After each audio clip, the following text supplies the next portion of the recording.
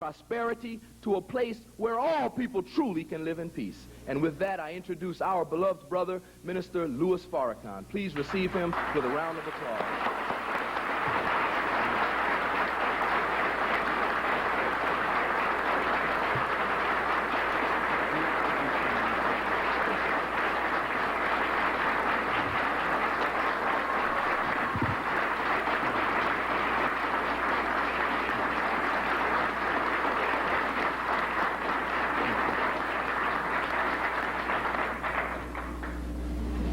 In the name of Allah, the Beneficent, the Merciful, I bear witness that there is but one God, whose proper name is Allah, and I bear witness that Muhammad is the messenger of Allah.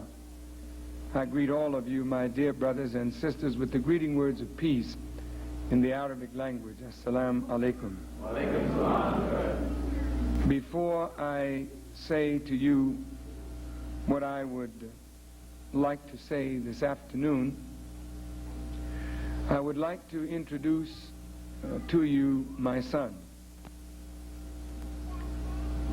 About 4 weeks ago, Allah blessed me to teach a subject on relationships that has stirred the conscience of a nation. I took that same subject and went to Howard University, where over 3,000 persons were in attendance. After hearing that lecture, some of the students actually felt as though they had undergone an exorcism, meaning that the words of Allah were so powerful that one student said that the words that we spoke broke them all the way down in order to start them to build themselves all the way up again in a better way. The inspiration for that lecture was my son. I did not say at that time what caused that lecture, but I said at some point I would mention the cause. It is a privilege to me to say that out of adversity comes divine wisdom and guidance. So if you would, I'd like you to hear from my son Joshua Farrakhan. Assalamu alaikum.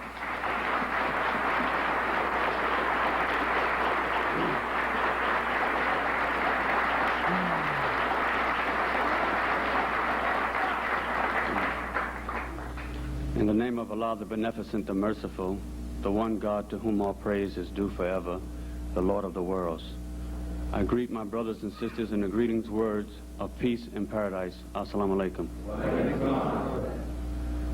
Brothers and sisters, I have been on a journey for a long time, and finally I believe I have arrived. A long time ago, I guess when I was about 6 years old, I always wanted my family's attention, but more than my family, I wanted my father's. And my father was never there for me because he was always there for you. So in my misunderstanding of his duty to Allah and his messenger to serve the people, to wake the people up, he left his family to get a bigger family. So I didn't know what to do. I didn't really understand what he was doing. So I left my immediate family because I did not feel love at home. I did not feel that I was very much needed at home. So I took the streets as a second home, and I found people in the streets who were having the same problem that I was having. There was no one at home to give them love. There was no one at home to hold them and talk to them and try to understand them. So I went back and forth throughout the mosque, and every man was giving their allegiance to Allah, and they weren't really paying attention to their children. They didn't know the right things to say at that time, but pray to Allah. But Allah is one who answers prayers. That's right. So at this point in time, my prayers are answered. I fell on my face while I was in the streets. I was using cocaine. I was drinking and partying. And I prayed to Allah to strengthen me one day so that I could be like my father, where I could line my mind with his mind, so I could be one with my father, like he was and is with his father.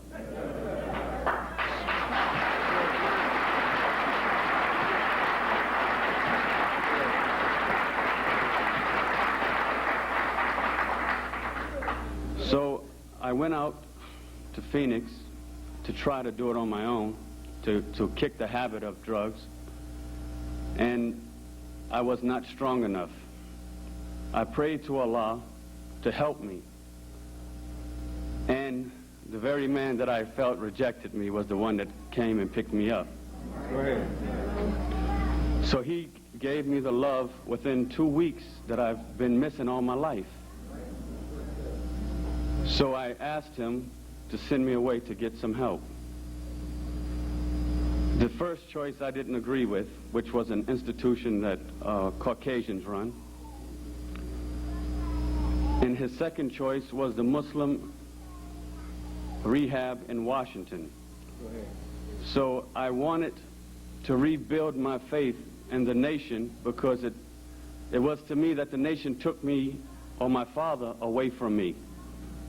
So God, in his mercy, had a group of brothers that were Muslims that shared their love to me to bring me back so I may stand before you healthy, drug-free.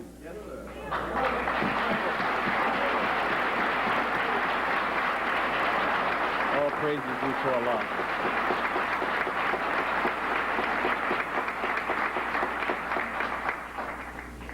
I just want everyone under this mic and in the listening audience to don't take your family for granted.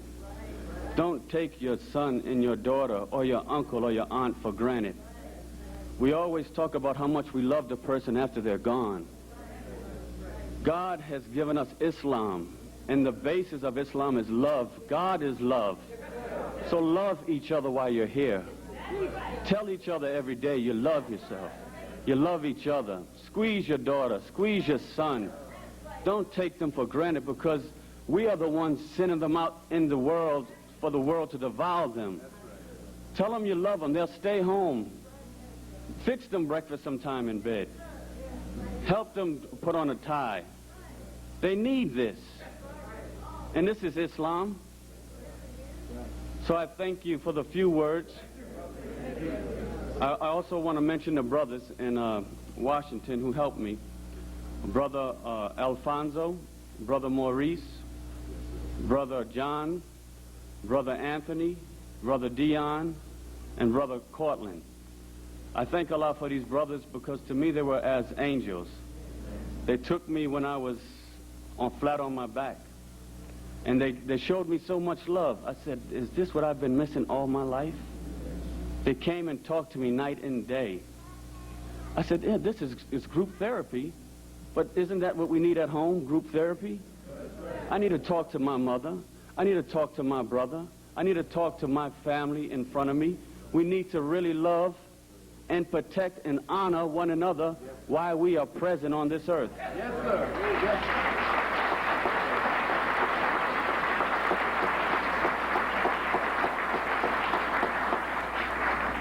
So anyone who has a problem with drugs, let me be your example. Come forth. Say no to drugs. Say yes to life, because life is love, and love is living. So I bring forward to you my father, spiritually and physically, Minister Louis Farrakhan. Thank you.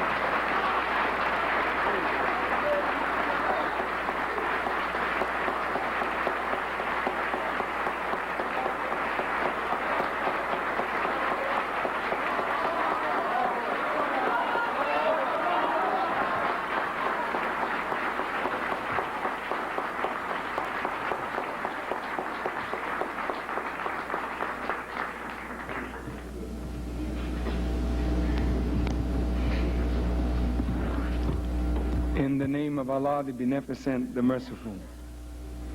Once again, I bear witness that there is no God but Allah, and that Muhammad is his apostle. Dear brothers and sisters, and of course to my son, Joshua, and to all of my family members, and to each and every one of you who are in reality my extended family.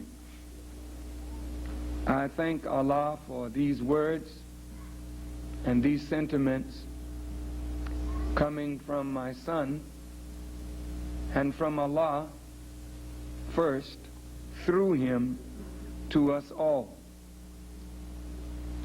In my analysis of my son and his condition, it reflected my own condition and the condition of black people as a whole.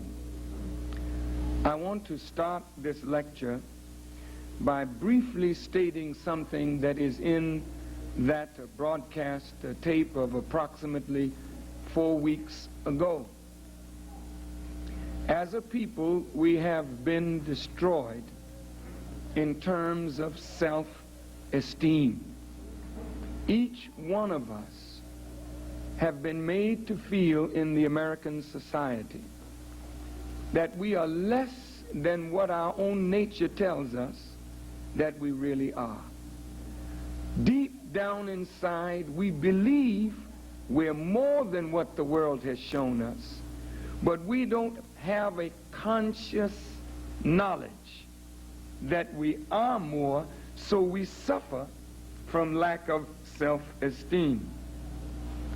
And so if you recall in that lecture, I said that we as a people relate more to things than we do to one another. Let me give you an example. I relate it out of my own personal life. The fact that I misperceived my own mother's love. I don't know how many of you share that thought, because there is no one more precious to a child than its own mother and father. Mother primarily, but father secondarily and exceedingly strong. I thought that I needed that kind of cuddling, warm embrace, and the showing of affection, which I did need. But I did not understand or perceive the width and the breadth and the height and the depth of this thing that is called love. My mother was not the cuddly, warm kind of embracing mother, but she showed her love by her magnificent response to duty. My brother and I never went to bed hungry. She knew how to take 10 cents and make a meal for us.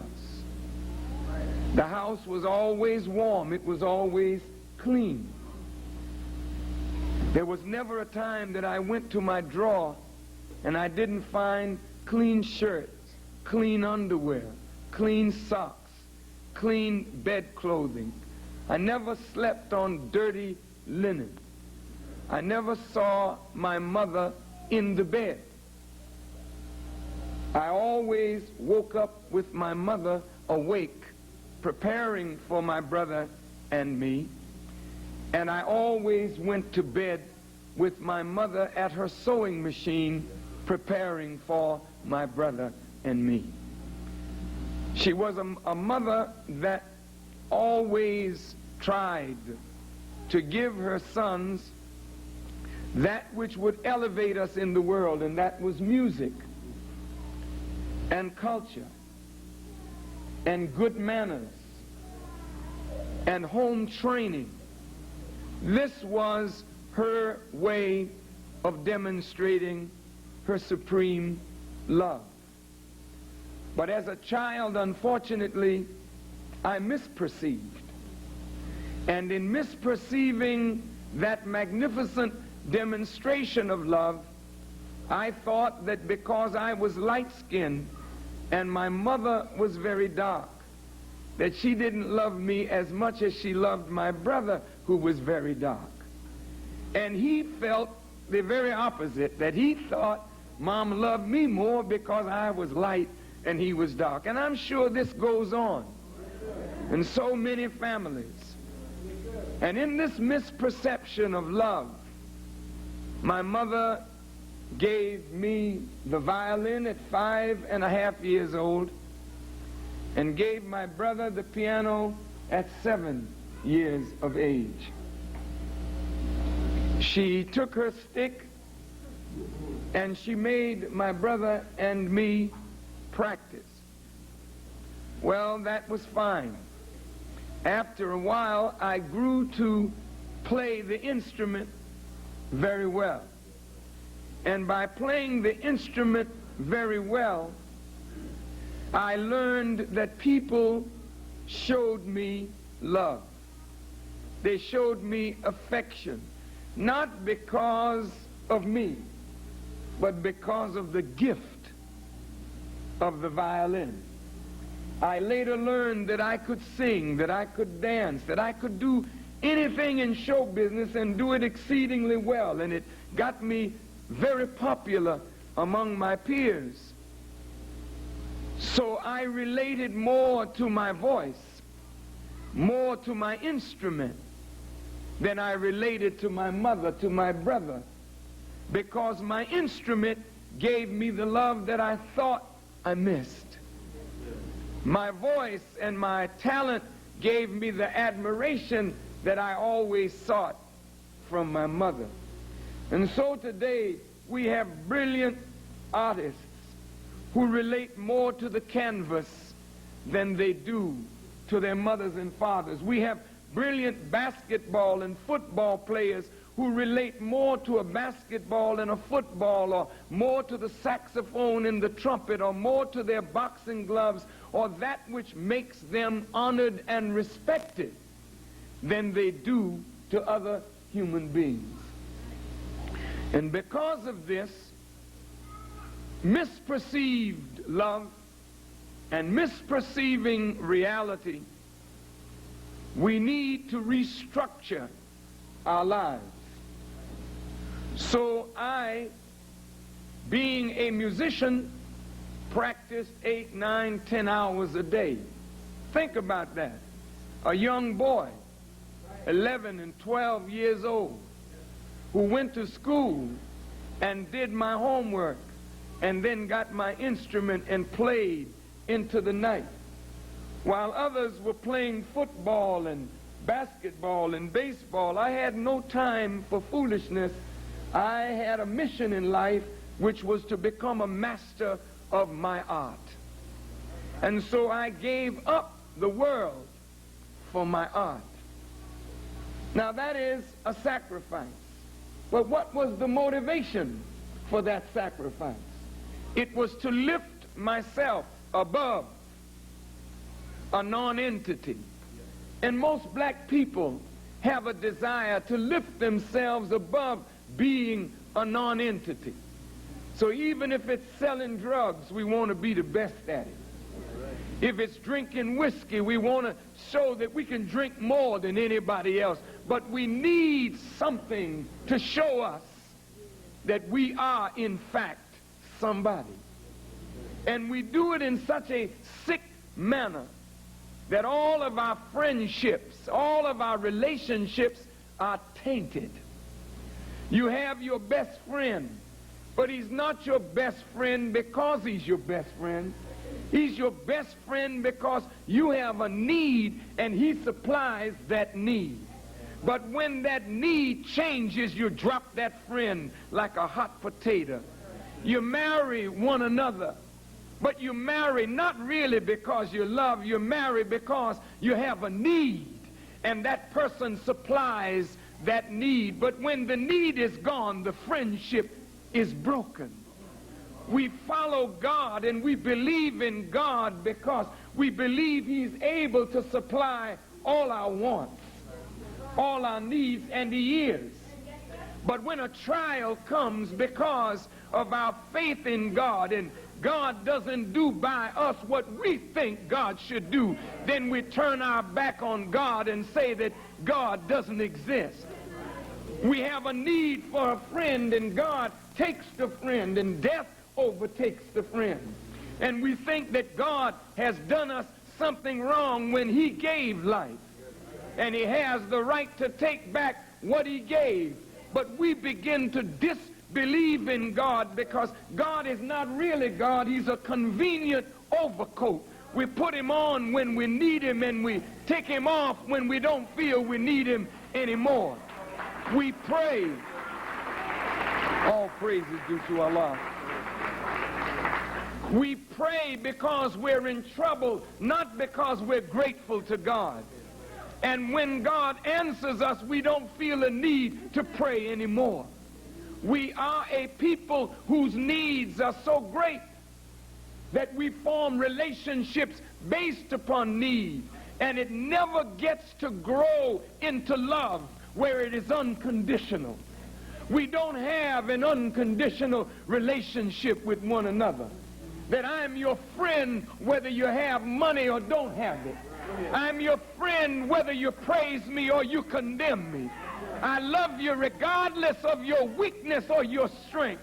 See, we have conditions in our friendships. We have conditions in our relationships with everyone, even with God. And because of the conditions that I place on my mother's love, who loved me unconditionally, I didn't understand until I was a grown man the magnitude of her love. And now that she is no longer with us, I see deeper now.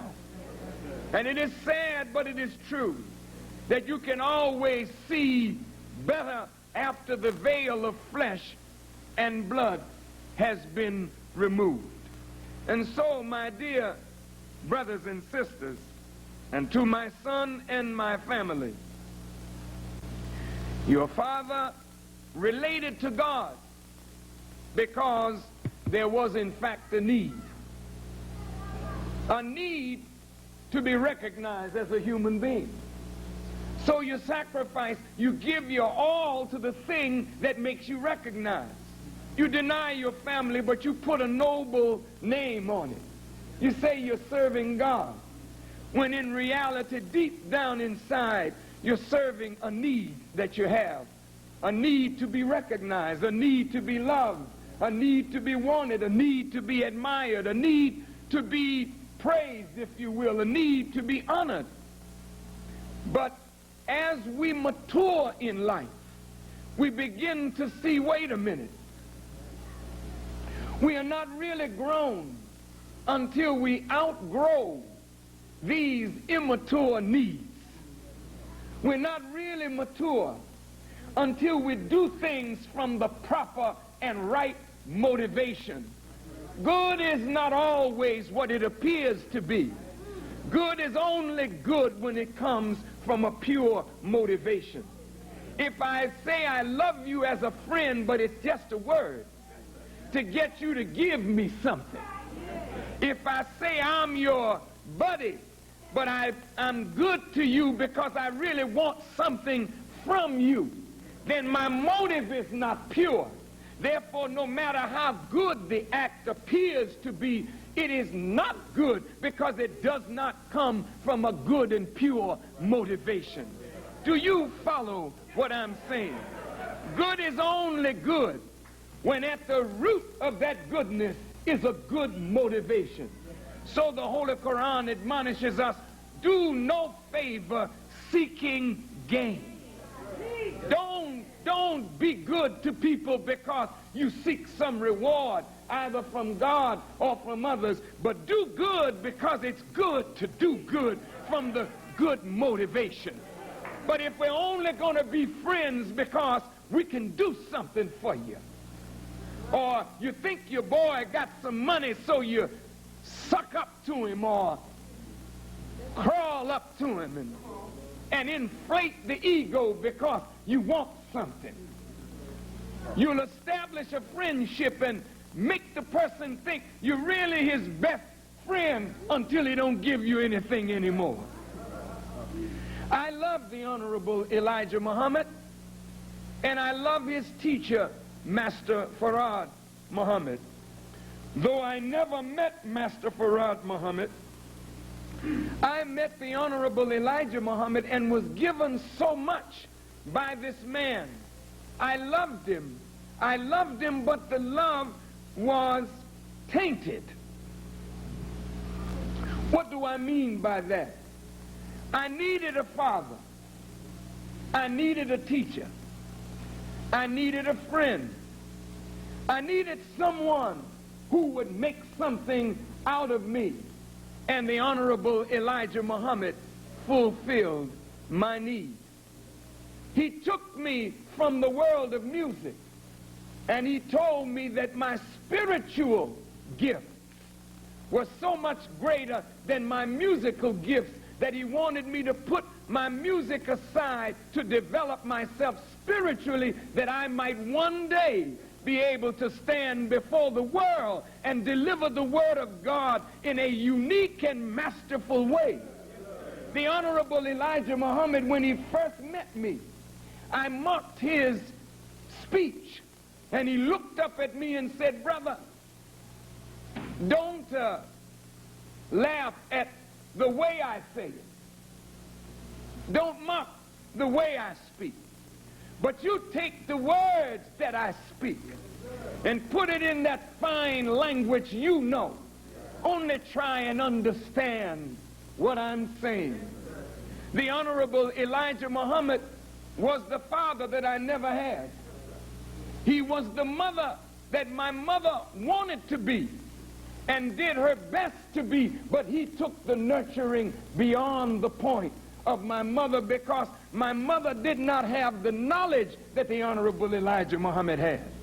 The Honorable Elijah Muhammad was the friend that I never had. He was the brother that I never had. He was everything that I never had. He was all things to me. So I saw God in this man. So I related to him in season or out of season. It made no difference to me because I was born loyal. I was born with a gift to be loyal to those who I commit myself to. Do you understand? Though the love was tainted because it was based upon a need, but all praise is due to Allah, I outgrew the need. I want to talk to you. Just give me a little of your time. What do you mean you outgrew the need? When you grow into God, you grow above want of everything that is beside him. You don't seek the favor of a friend or a government. You don't bow down to nothing or no one, because you recognize there is no God but Allah, God, the creator of the heavens and the earth. So your allegiance is to God. He is the satisfier of all need, and you have a right to love him whether he satisfies your need or deprives you of it. You know that he is your patron, and you know that he desires the best for you, but he will never bring the best out of you if he gives you all that you need when you need it or when you want it. He deprives you of things to build character in you. He allows you to come to adversity, to force you to rely on him and to know that he is ever present. But you would never call on him if he didn't give you adversity and trial and tribulation to come through. So God, who is the best knower, has ordained struggle for all human beings. When I was a child, I spake as a child. I thought as a child because I perceived and understood as a child. But now that I am maturing and growing up into manhood, then I must put away childish things. It is childish to preach the word of God for the praise of men. It is childish to preach the word of God for some favor, for some money, or for some material thing. It is childish to preach the word of God seeking the honor and praise of the people, because it is these things that cause men and women to fall from the path of God. But when your only need is to please God, when your only desire is to please your Creator, then you're free from want of everything beside Him. And whatever He brings in your life, you're satisfied. Huh? All praise is due to Allah. I was with the Honorable Elijah Muhammad one day. And some of you in our listening audience and some of you here at the Final Call building may have heard the Honorable Elijah Muhammad say words like this. One day in 1961, I was sitting at his dining room table at 4847 South Woodlawn Avenue. And he said to us at that table, "You are with me now because I have something to give you. But will you be with me when I have nothing to give you?" In the quiet of my mind, I said, "And when will that be?" If we seek truth, there's never a time that I will be with you, dear apostle, and you will not have truth to give. But he knew better than we knew. I didn't have the courage to say what I was thinking, so I shut up. But I heard others at the table talk. They said, "Oh, dear apostle, we're with you. We'll always be with you." At another time, later, this is the 60s now, but in the 70s, after a Savior's Day convention, we sat at the Honorable Elijah Muhammad's table again at 4847 South Woodlawn Avenue, and he said these words to us: "All of you will leave me." When he said that, quiet came over the table, and someone said, "Not I, dear apostle." And another said, "You mean all of us?" I was thinking that, but I didn't speak it. Somebody else said, "You mean all of us are going to leave you?" And he said these words. He said, "Well, the few that remain, they'll be so weak, it will look as though all of you have left me." Silence fell over the table, for it looked like maybe minutes. And then he broke the silence and said, "But you all will return." Listen to his words. "But you all will return." Follow me now. Later, in October of 1974, I was with him in his bedroom in the palace. And he sat on his bed talking about the marriage of my daughters to his grandson and his nephew. I won't go into the details of what he said there, but he said this: "The time is coming when my name is mentioned, they will say, 'Oh, that man, his teaching was good for that time, but it's not good for this.'" Very sad expression on his face. But he told me, "Don't you change the teachings while I'm gone." He said, "What I've given you is a wake-up message." He characterized his message as a wake-up message. How in the world can you change a wake-up message when you got so many in the nation that are fast asleep? Yes, sir. Yes, sir. You call his wake-up message darkness, just as he said you would. And then in the darkness, most of you that have condemned his word as darkness, you've gone back to sleep in that darkness. Huh? Now I want you to listen to his words. In 1974, when he gave his last speech to us during the Savior's Day convention, he said, "For 40 years I have taught you that God is a man." He never backed up from what he taught.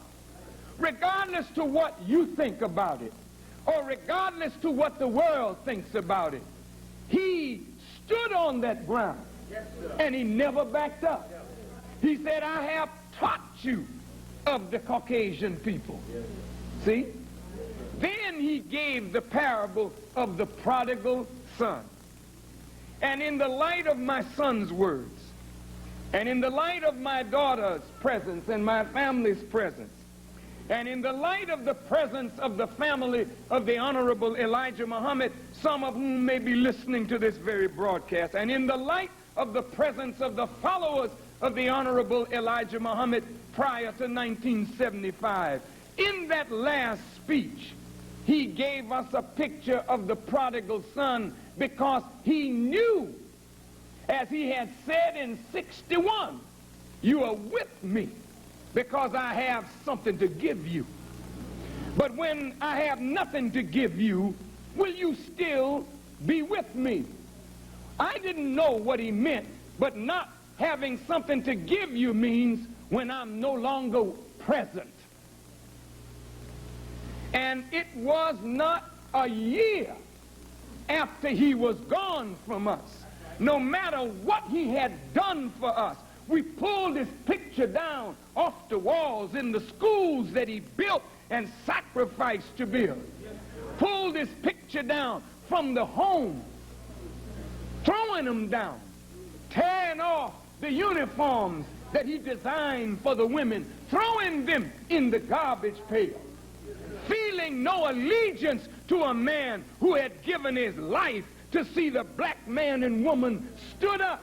But because he was gone and he was not able to give us anything at that moment as we thought, then we gave him up like an old pair of shoes that we have used until we used it up. Now we're looking for the next thing to use.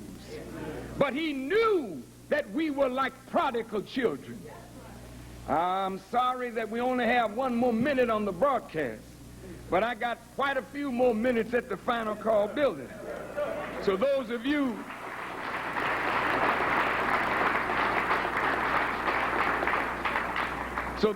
who had the good sense to come out today, and those of you who are in your cars driving around, there's still room here. So you better come on, because I'm talking to you today. I'm talking to you and your mama. I'm talking to you and your daddy. I'm talking to the family. I'm not playing the dozen, but I'm just talking to us as a family, to us as a people. I want us to straighten up our relationships. And so those of you who want the tape of today's lecture, you call to right now 994-5775. That's 994-5775, and the beat goes on.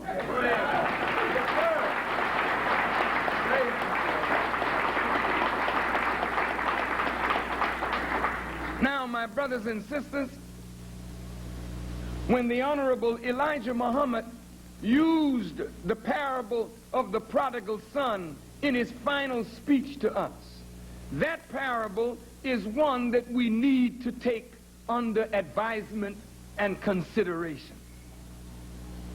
When I talked to my son, and it seemed as though after we had gone all the way to the depth, to the bottomless pit of hell, trying to bring him back to himself, I had just about given up on him. But before I gave up on him, I wanted to say a few words to him. And I talked to him about 3 sons. I talked to him about Noah's son. I talked to him about David's son. And I talked to him about the prodigal son. Noah's son got wasted. He rebelled against his father.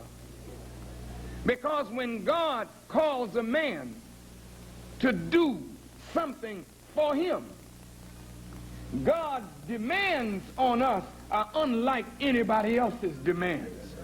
You'll never understand this until you have a relationship with God. With God, it ain't part. It's all or nothing at all. Called on Noah to preach. He didn't call on Noah to half-step. Noah preached for 150 years. Think about that. And God told the man to do something that made him mocked and scorned. Now think about coming up in Noah's house.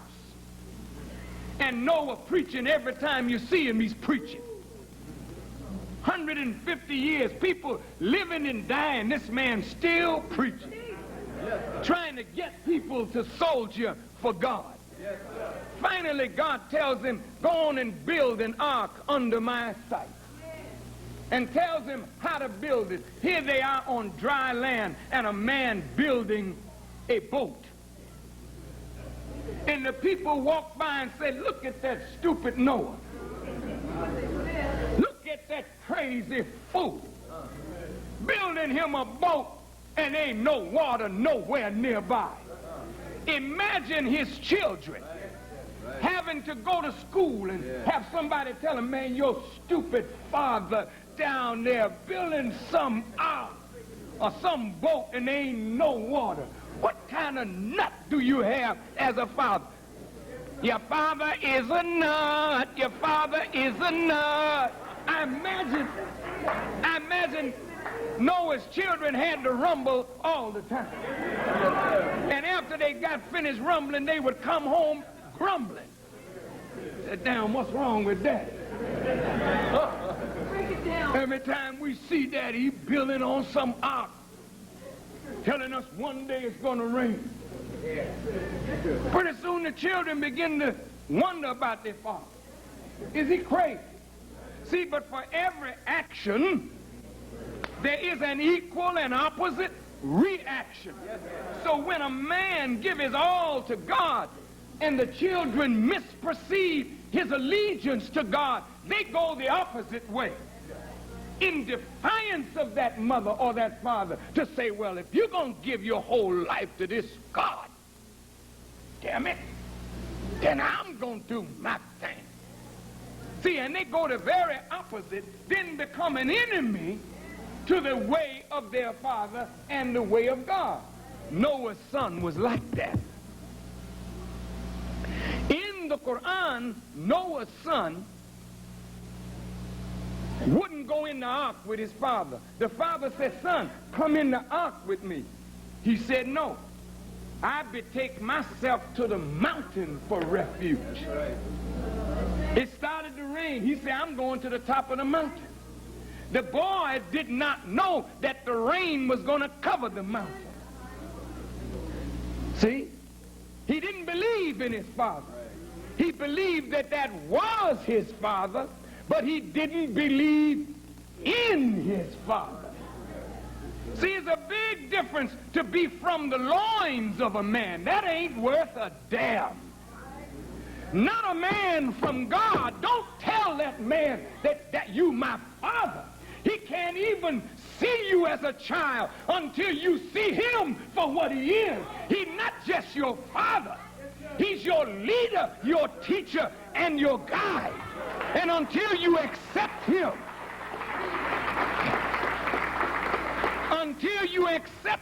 in his divine role, he cannot feel you in that cheap role as just a biological father. So he'll give you what he can, of food, of clothing and shelter. But the love, you can't get that in rebellion. None of my children can have my love if they rebel against the mission of the Honorable Elijah Muhammad. I am not to love them in rebellion, and they cannot love me in rebellion. Though I am their father and they are my children, when you rebel against the mission, then hatred comes up in the father for the son. Just like hatred can come up in the son for the father because of the mission. Do you hear what I'm saying? This ain't no common father-son stuff. This is God interfering with these kind of relationships. See, look at the Jesus.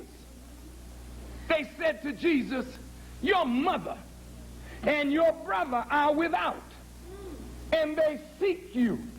He said, my mother and my brother are in the temple with me. Look at this. I know you, my mother, but if you're not in this teaching, in this discipline, in this submission to God as I am, then I deny not that you are my physical mother, but I cannot go to you. Oh, that's heavy. Now look, this Jesus, this same Jesus that you say you love, I want to read you something to make you understand exactly what I'm talking about. That is not stuff.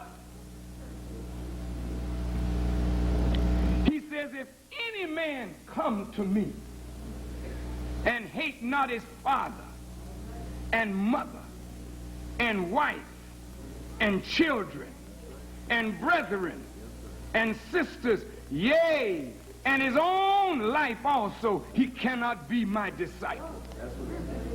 This is the book of Luke, the 14th chapter, the 26th verse. And what was Jesus saying? Was he teaching hate? No. He didn't mean you should hate your mother or hate your father, but he was saying if you love your mother, your father, your sister, your brother, your own desires over being a follower of the truth and the righteousness of him, then you couldn't be his disciple. Because when you become a disciple of God, he tests you by your family. He tests you by the thing that you love the most. See? So God said to Abraham, if you love me, Abraham, go on and kill your son. I want to know, do you love anything more than you love me? I'm going to ask you to give up your son. See? God don't play.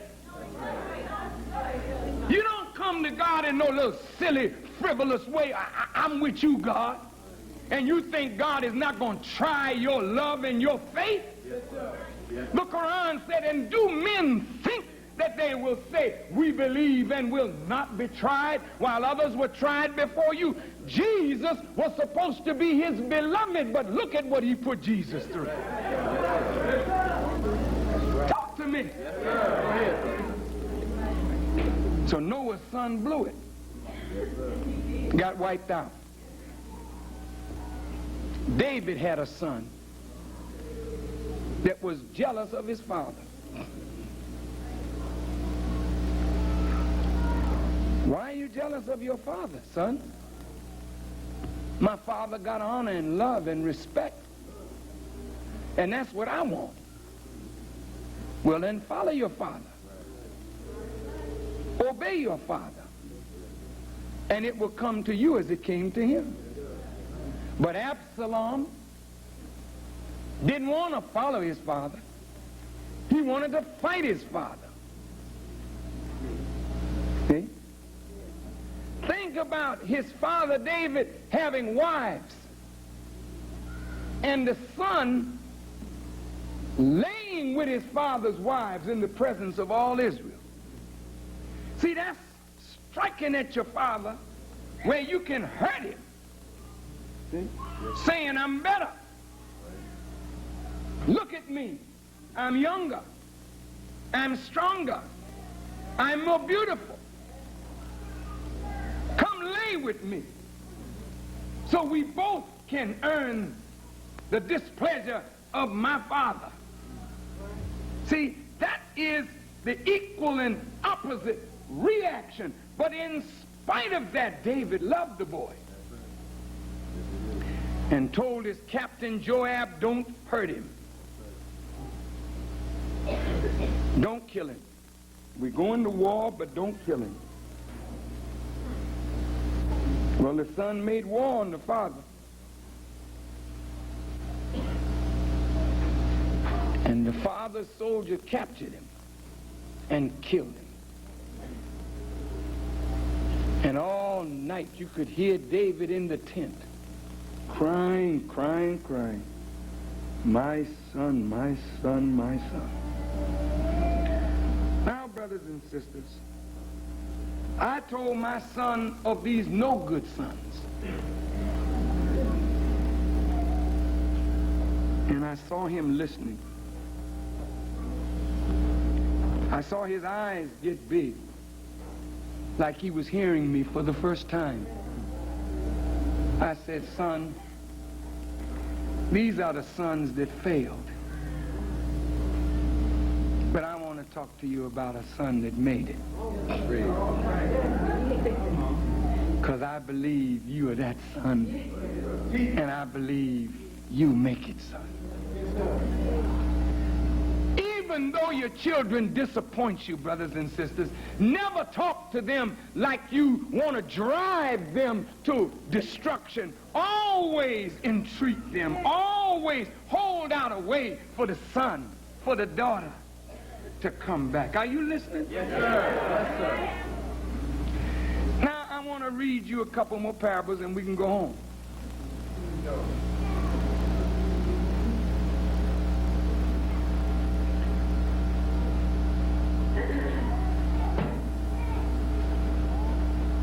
And drew near unto Jesus all the publicans and the sinners to hear him.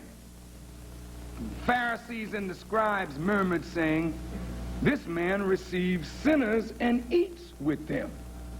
See? Some of the El-Rukans came, and I sat with them.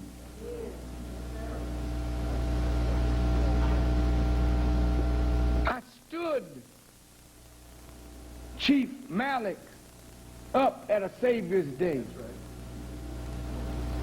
and was severely criticized by members of the black press for even allowing him in the meeting and then honoring him by standing him up. Inside, I laughed at that. You know why? If Jesus could sit down with the publicans and the sinners, why? Because his job was to change them from a negative into a positive direction. I look at the brother they call Jeff Ford. He's one of the most majestic and powerful young blacks in this country and in the world.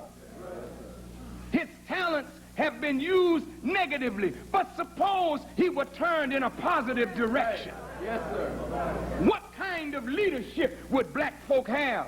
Here's a man that can discipline black men. Yes, sir. Huh? That's right. And can lead them from a prison cell. That's right.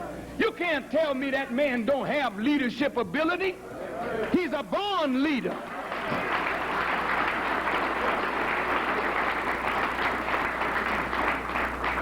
The white man is not trying to turn him around. The white man is so afraid of him that they are trying their very best to put him away for the rest of his natural life, that they'll never be able to be bothered by him again. He's a Nelson Mandela in our time. Put him away and leave him there.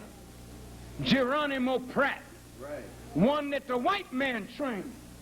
but he became a masterful soldier. That's right. And they didn't want him as a revolutionary on the street, so they trumped up charges, and Geronimo Pratt is still in prison. Why? Because the white man don't care nothing about your talent. Right. That's right. He's not trying to reform you and make you better. No, sir. But Jesus was trying to reform Yes. sinners, so he was always seen among the sinners because that's where his work was. Some of these preachers, they ain't got no time for the drug addict. They don't have no time for the prostitute. They don't have no time for the low life. What are you talking about? And yet you're going to say you with Jesus. Mary Magdalene was a prostitute, but Jesus had time for her. Yes, sir. Don't fault me because I got time Right. for the low life. Yes, sir. That's my work.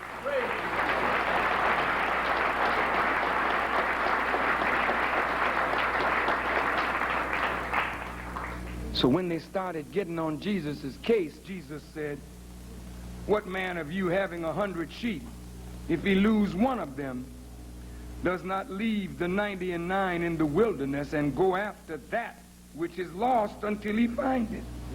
And when he hath found it, he layeth it on his shoulders, rejoicing.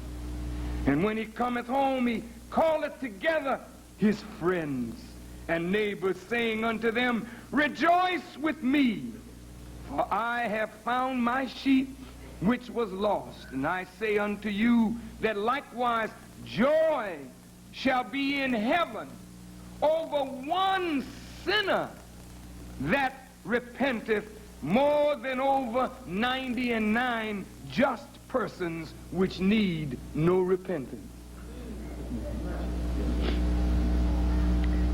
That's a parable. Heavy parable. I'll get to the meaning in a second. Either what woman having 10 pieces of silver, if she lose one piece, doth not light a candle and sweep the house and seek diligently till she find it? How many of you have lost something? You got the money that's on the dresser, but $1 fell somewhere or $10 fell somewhere. You know that the money on the dresser is there. You're not worried about what's there. You turn on the lights, get your flashlight, go up under the bed, turn the covers over, and when you find the $10 that you lost, you say, ah, here it is. I got it. That's joy, isn't it? Joy over not the thing that you got on the dresser, but the one that you thought got away.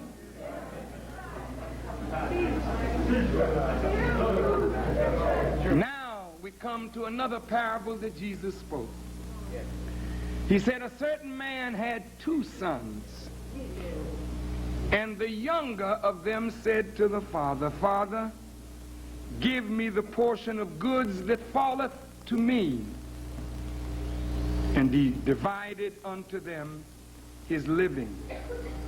And not many days after, the younger son gathered all together and took his journey into a far country, and there wasted his substance with riotous living.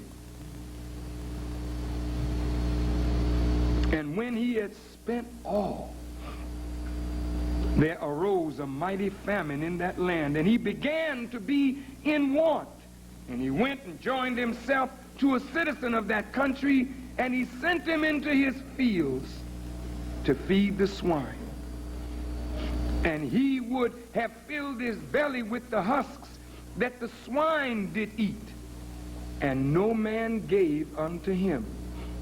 And when he came to himself, he said, how many hired servants of my father's have bread enough and to spare, and I perish with hunger. So he said, excuse me, I will arise and go to my father, and I will say unto my father, Father, I have sinned and am no more worthy to be called your son. Make me as one of your hired servants. Isn't that something? And so he arose and came to his father. And he said unto him, Father, I have sinned. Now he's thinking about what he's going to say to Dad. Now he's talking to Dad, so he's getting it together. He says, Father, I sinned. And I'm really not worthy to be your son. Now look at this. But the father saw him. Thank you. He was a long way off. And the father had compassion and ran and fell on his neck and kissed him. And then the son said, Father, I've sinned. I'd rather just be a hired servant in your house. Don't make me anything. But the father said to his servants, bring forth the best robe and put it on him. Put a ring on his hand and put shoes on his feet. And bring the fatted calf and kill it, and let us eat and be merry. For this my son was dead and is alive again. He was lost and is found. And they began to be merry. But now, as they were making merry over the son that was lost and now found, dead and now alive, the elder brother was in the field. And as he came, he heard all the noise and the merriment. He heard the music and the dancing. So he called one of the servants in words and said, what's happening? What's going on? What's the party all about? And so they said, your brother is come, and your father hath killed the fatted calf, because he hath received him safe and sound. Now the elder brother was angry and would not even go into the party. Think over that. So the father came out to the elder brother and entreated him. See, the father still after the children, entreating him. And he said to his father, look, listen to his words, lo, these many years do I serve you. You hear me? Lo, these many years do I serve you. And neither transgressed I at any time your commandment. And yet you never gave me a kid, that's a baby goat, that I might make merry with my friends. But as soon as this your son was come, which devoured your living and slept with harlots, you killed for him the fatted calf. And he said unto him, son, you are ever with me, and all that I have is yours. But it was meet that we should make merry and be glad. For this thy brother was dead and is alive again, and was lost and is found. Now let's tie this up and conclude.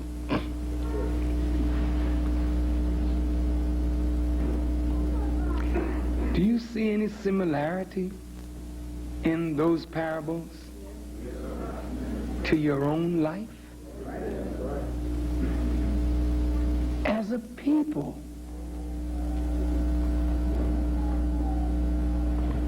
we left Africa with a name, with a language, with a culture, with a history. with a religion, with a God, with knowledge. Yes, sir. And we were brought on a westerly course. And we came into a strange land. Is that right? Yes, sir. As slaves. And we wasted our substance on riotous living. And we became feeders of swine.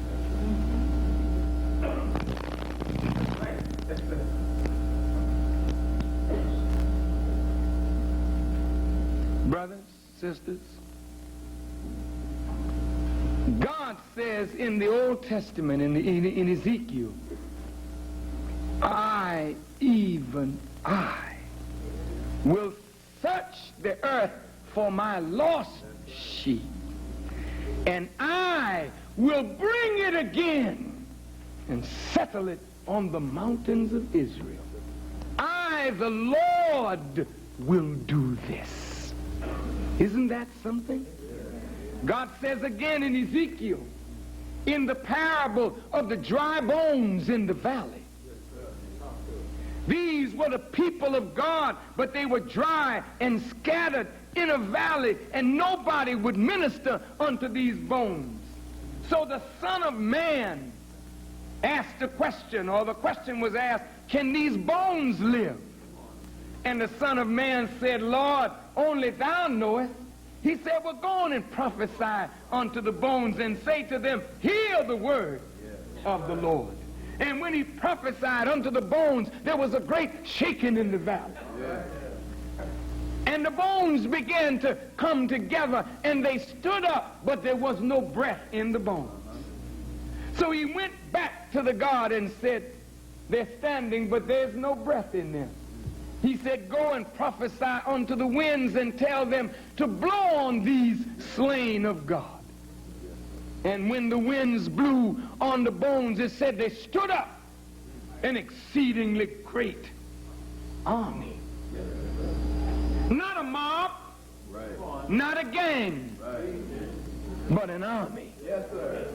And when they stood up, an exceedingly great army, the scripture says, after they have come up out of their graves, then shall they know that I, the Lord, am God, and beside me there is no Savior.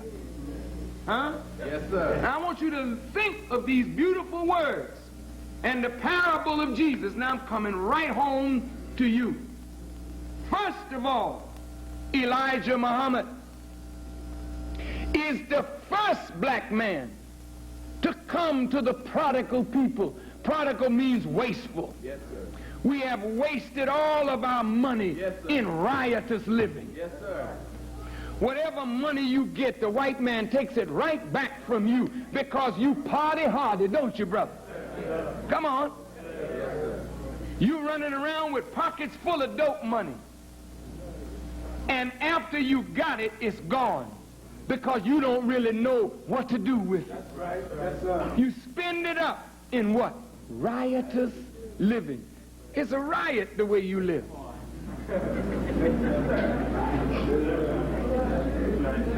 Come on, sisters, you know I'm right. All your money, you just throw it away silly. Right? Now God produced a famine in the land.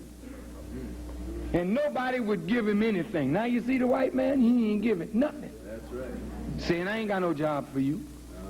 And I'm firing you off the job you got. That's right. Yeah, that's right. Yeah, I'm cutting back on Social Security and on welfare. I'm cutting back on entitlement programs. So you Negroes that used to go to school, I ain't even going to let you in school no more unless you got some money. What they doing? Yes, sir. So the man got down so low, he said, man. He said, man, even the hired servants in my daddy's house do better than this. I think I'm going to get up and go to my father. Meaning you're going to come back to God. Now, the Honorable Elijah Muhammad was raised up by God to give us substance again. For the first time in 400 years, we had a man to pour oil in a gaping wound in our head.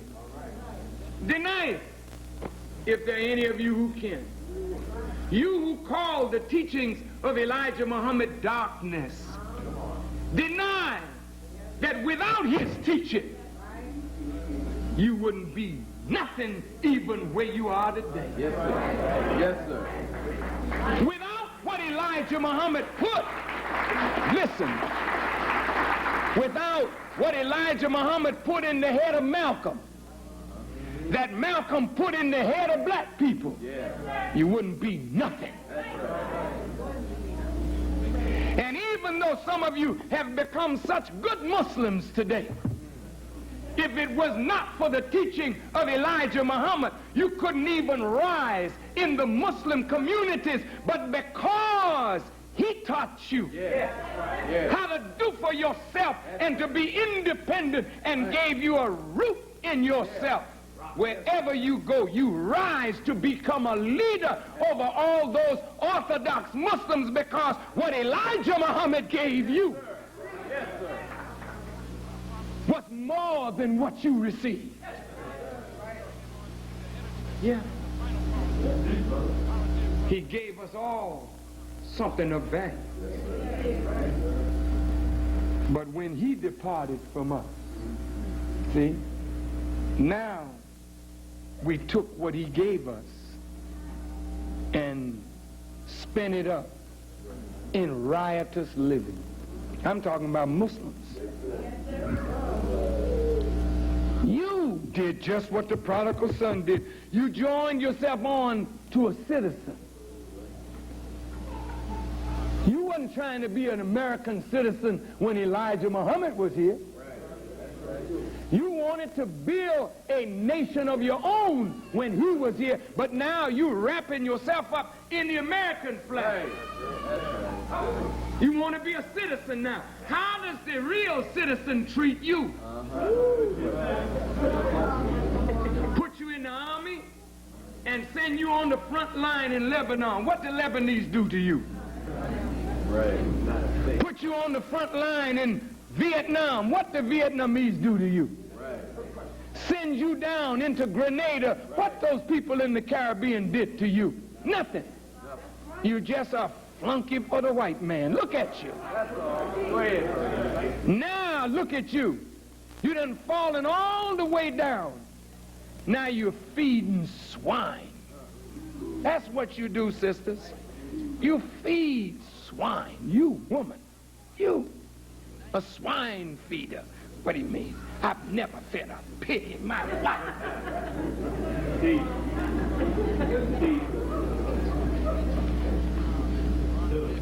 See, the freak that styles your clothes is a filthy man. See? He puts you on Jordache jeans that are so tight that what nature put in a place that it could easily be hidden is now exposed to the public view. Talk to me. You got pants on so tight if you sneeze,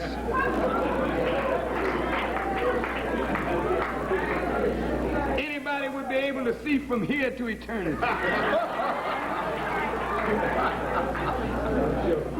You don't want to wear no brassiere. Now, you got these low-cut dresses. Every time a baby sees you, he cries, he thinks it's feeding time.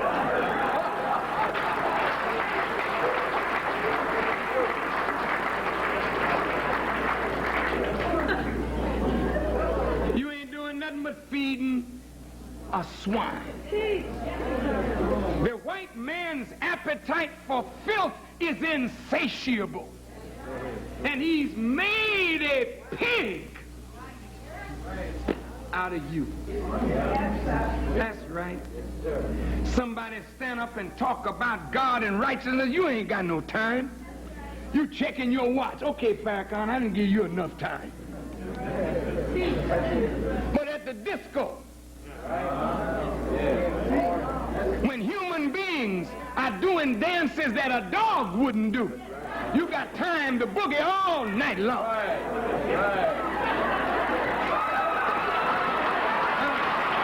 Talk to me.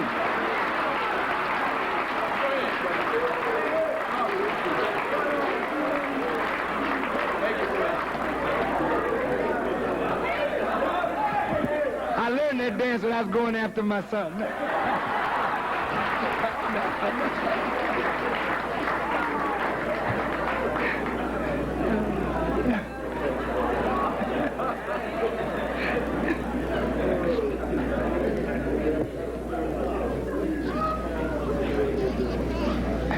You know, laughter is good for you, isn't it? But it's very real. We've become swine. I went to see an Eddie Murphy concert. He had visited my home. We had dinner together. I didn't want Eddie to think that I wouldn't go see him. So I went. My son was trying to tell me, Dad,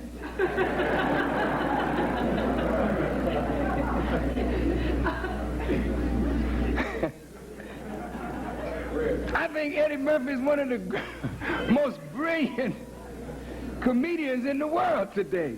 Beautiful brother. But I was listening to the jokes.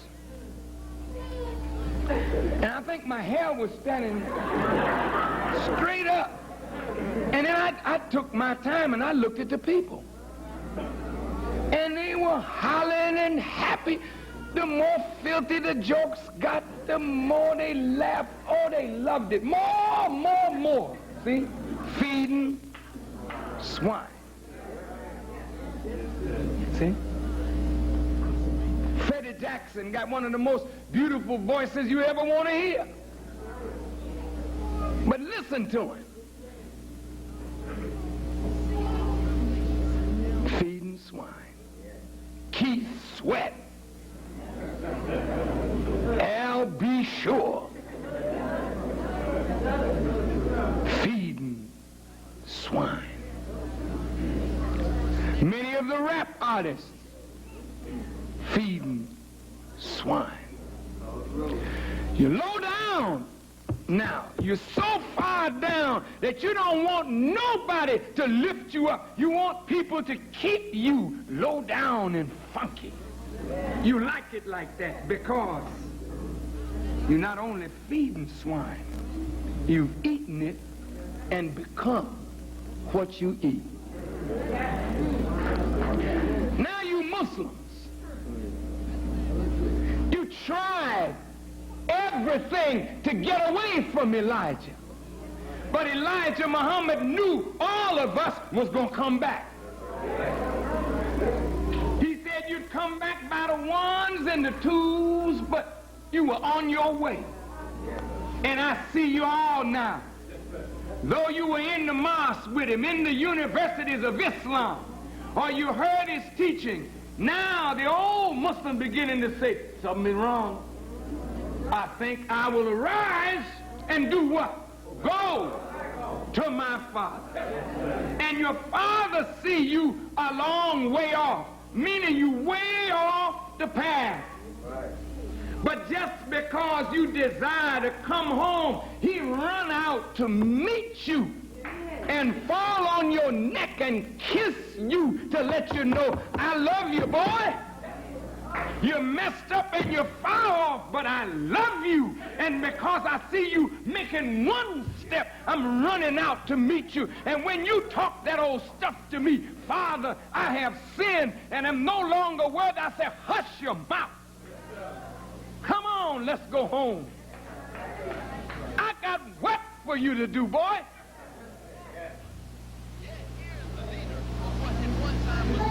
When we get home, kill the fatted calf. Fatted calf means the best and the newest wisdom. Give it to him. When you give him the best wisdom, you can put the robe on him and the ring, because he's going to rule now. Why you give him the best? because he'd been to the depth of hell. He know what it's like to be down. So if he ever get up, he'll go back and get everything that is down and bring it back with him. See? So,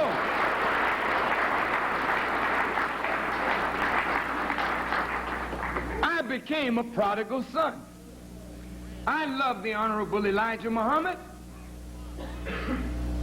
But when the change came in, I went along with the change, which manifested a weakness in me.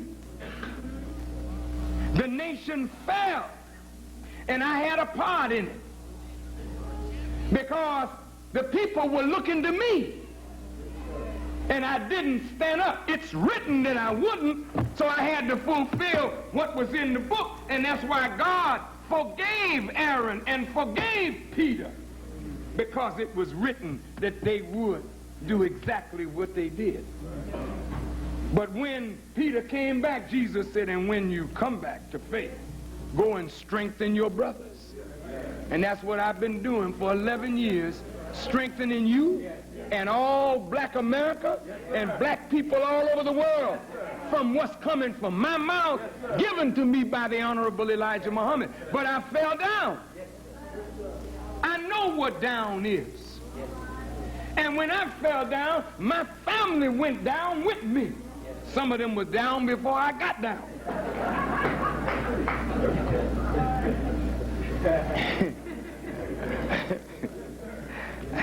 I got to say to my son, son, I ain't never went that far. But that means, son, that if you don't go down that deep, you can only rise as high as you go. Although I can tell you the truth, the lowest thing you could be is a hypocrite. And a hypocrite is in the lowest depth of the fire, so I think I did get down pretty low.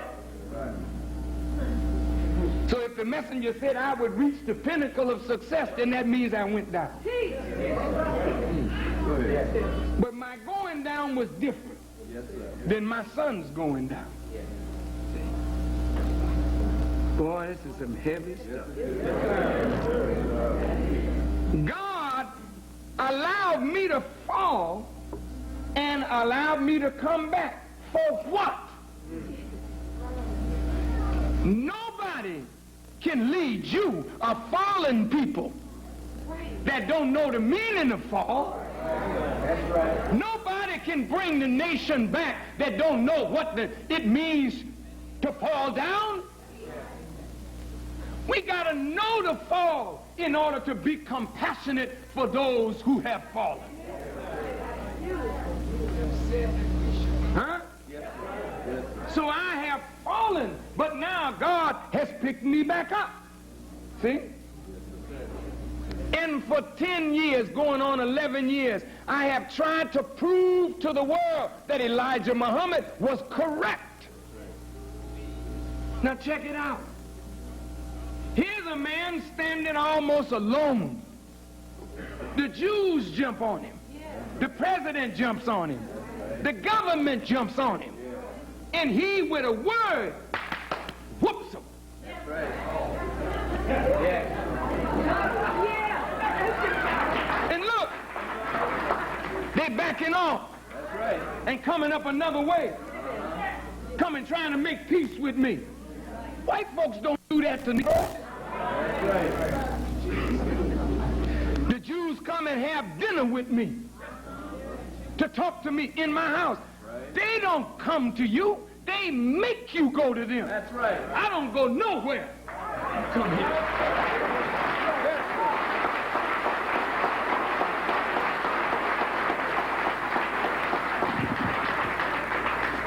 Now the government is plotting. I wrote a letter to the president. I'll reveal it at the proper time. But I warned him. Do what you want to do. But if you make that mistake, it will not go unanswered or unpunished.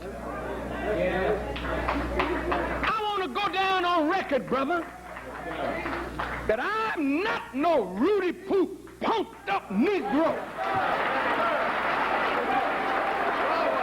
No, sir.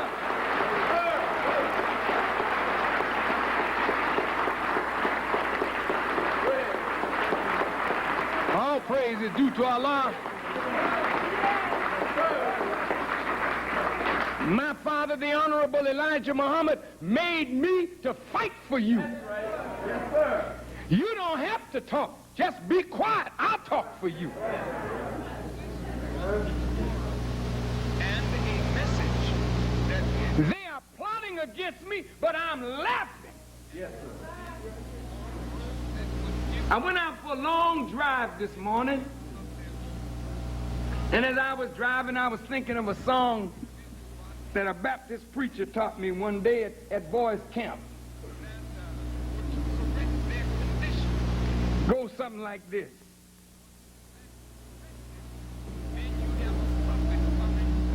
Where can I go?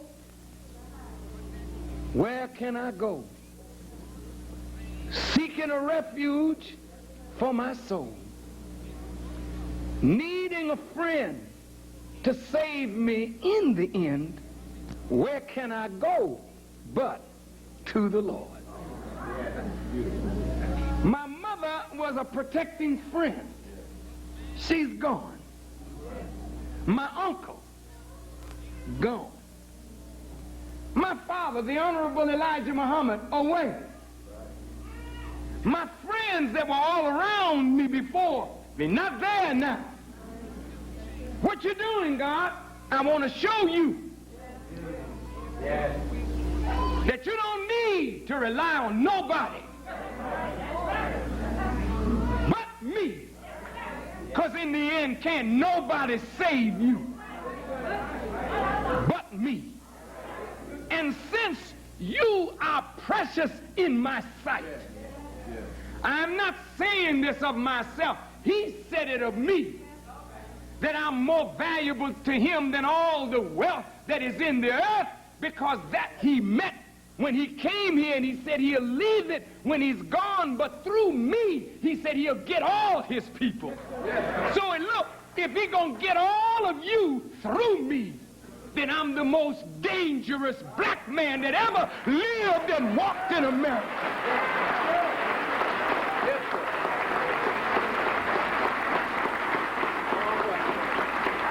Yeah.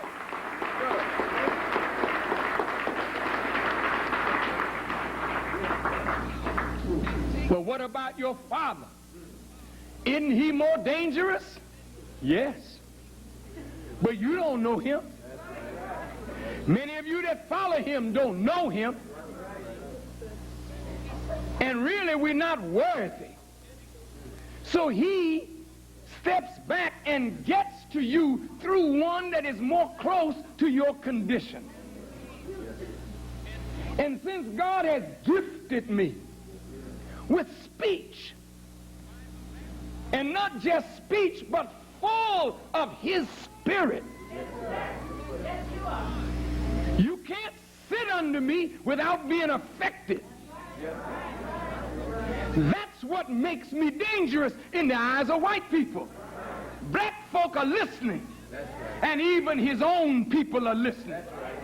And he's afraid that if I continue to teach, the whole world will come to me.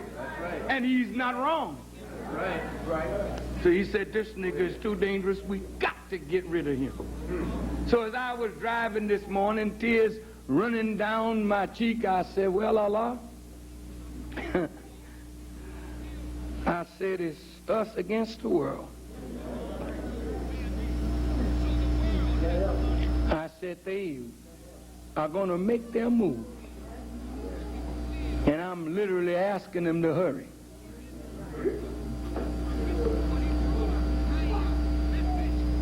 Just a few weeks ago, when I learned of what the FBI's latest wickedness was, in my mind I said, I'm going to go and pray to Allah and ask him to bring an earthquake and level an American city to the ground. to show the white man that there's a power here that you can't play with. And just as I'm thinking the thought, I never said the prayer.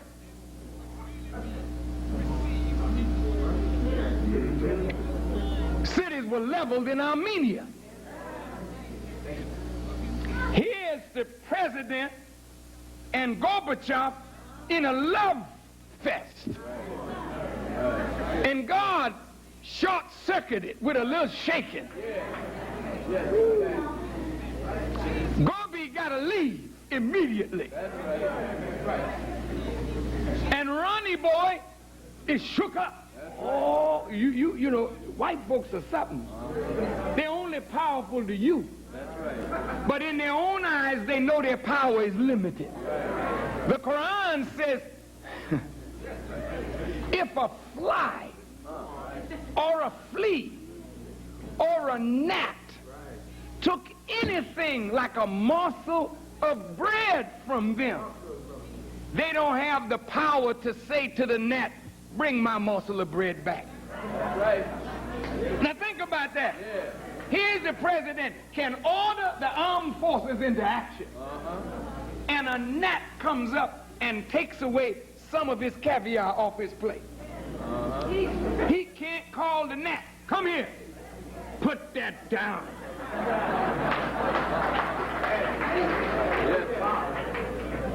Now that's the smallest thing that Allah created. A gnat or anything smaller, he can't order it. Here you are, big grown-up human being, and the cracker just call you and you come like a damn fool. Come here, nigga. I want you to go fight. Fight for who? Fight for what? Right. Yes, sir. But I can't say nothing to him because he put me in jail. Should be shame. That's right. Quran said weak is the invoker, the caller, and weak is the invoked. Weak is the one that is calling, and weak is the one that is being called. They don't have no power over you but the power we give them. Yes, sir. That's right. God is with you, brother and sister. You are his prodigal people, and he's come for you. Yes, sir. He's going to bring you up out of this condition. Yes, in spite of what you think about yourself. Yes, he's going to put the robe on you. Yeah, Negroes. Old Jive Time Sam. Shuffling, knee bending, head bowing, back scratching Sam. He's going to bring you to the top. Yes, sir. The bottom rail is going to come to the top, and the last shall be the first. This is the Lord's doing. Yes, sir. Yes, sir. And it is marvelous in our sight. Now, brother, it has already happened. God raises Elijah Muhammad and gives him a knowledge that haven't been in the world before. That's the fatted calf. That's the next thing is the robe. Now your elder brother, he's hot. Hey, wait a minute. No. There's no messenger after Prophet Muhammad, no sir. Go ahead. Come on. No, you ain't gonna put no robe on that Negro that we laugh at and mock all over the world, not him. Right. We're gonna deny any wisdom that you give to him as no wisdom at all. We're gonna force him to bow down to us. Why? Because we've been at home all along. We answered your command. We followed your word. Look at him. He's been over there trying to be a citizen in a strange land, sleeping with harlots, and now you're going to give him the robe? He said, oh, son, all that I have is yours. But be merry, because your brother that was dead is alive. Your brother that was lost is now found. I say the same to my daughter, Betsy Jean, and my son, Joshua.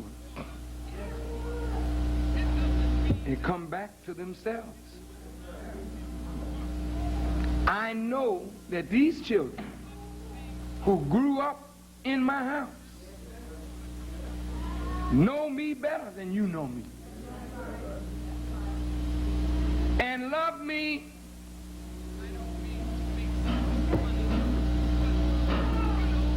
probably more than you love me. I am their blood father, but they have now accepted me as their spiritual father. That means now that we are closer than we ever could be, because they're not just my children biologically, but they've come to their father in the word and in the mission. So now, sisters, are you going to tell me today, well, I've been here with you all the time. Here, BJ just come out of the shadow. Now you're going to put her over us? And we've been with you jamming for years? Shut up. That's right. Yes, sir. Shut up. I don't want to hear that come out of your hypocrite mouth. You were not with me when I was picking food up out the street, feeding my family. That's right. You were not with me when my wife and I put my daughters in clothes from the Salvation Army. You were not with me when the hypocrites burned my house to the ground with me and my children in it, trying to kill all of us because of my faith in Allah. You were not with me. How dare you in your arrogance compare your few years of being with me to my family's being with me every day of their life?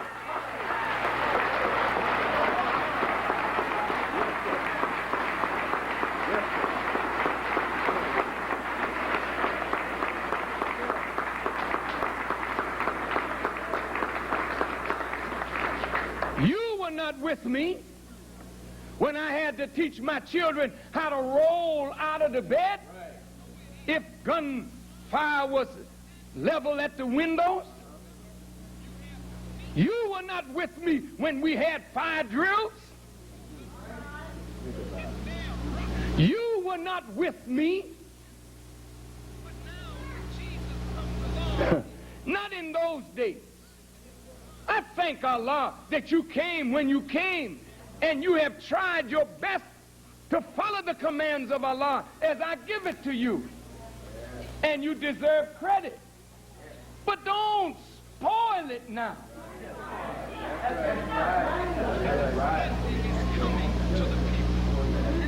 Because a daughter that my father and your father put his hand on when she was 16 and anointed her to do this work. Now she's come out of the dark shadows, a prodigal daughter, but I'm going to put the robe on her. And I'm going to put the ring on her finger.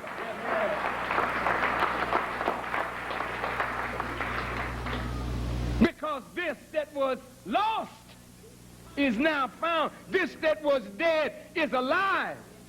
My daughter's returning to me is a sign that that door is open now. For all of them that were driven away for whatever reason, they can come back now, because one that was on the bottom has come back to reach down in the bottom and get them all and bring them home.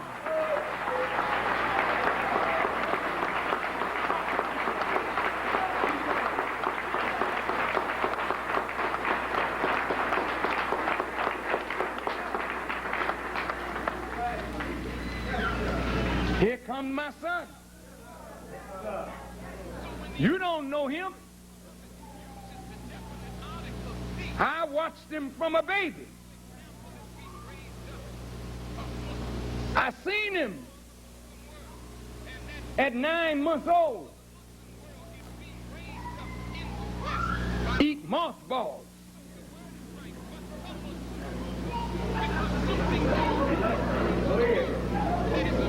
He was into drugs at 9 months.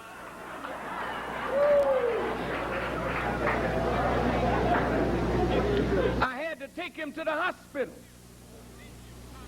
And the doctor said, it don't look like he's going to make it. They had to drain him of all his blood and give him new blood because we didn't know what he had eaten that had him near death. But as my wife and I drove back to the house, leaving this boy in the hospital, I said, honey, I said, let us ask Allah that if it is his will, son be saved. We praise him and we thank him. But if it is his will that we lose our son, ask him to give us the strength to endure his will.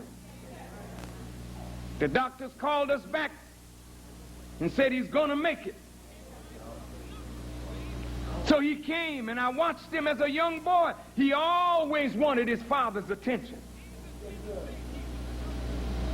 He always sought more than some of the others to do the thing that would please his father, to get his father's attention, and in reality, his father's love. Yeah. He rebelled all through school. All through school. All through school.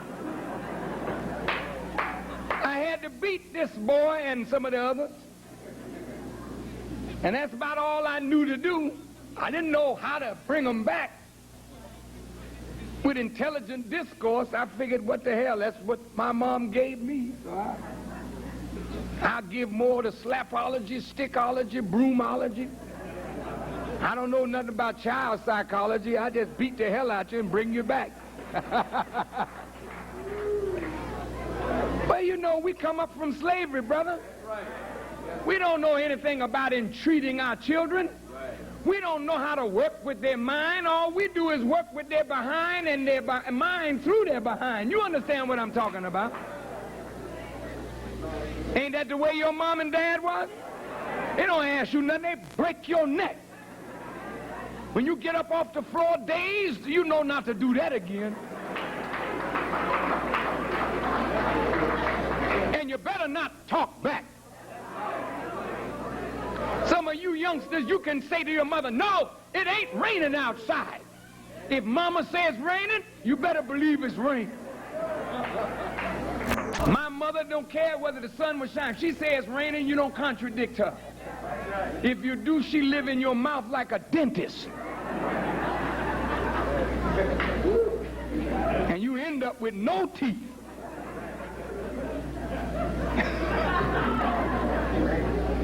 All right, time to go. Where was I?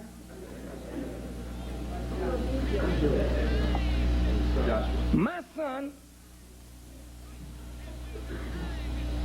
as a little boy, could take wild animals and train them. I used to watch with amazement rats, mice, gerbils, frogs, rabbits, snakes, what's that? Iguana. He had creatures everywhere. My house was like creature feature. I let the boy get a boa constrictor. Thought he was going to keep the food in his little thing. I go in his bathroom looking for some soap or something. And that boa constrictor's up over the curtain, going up the walls and sliding up the wall and looking over at me.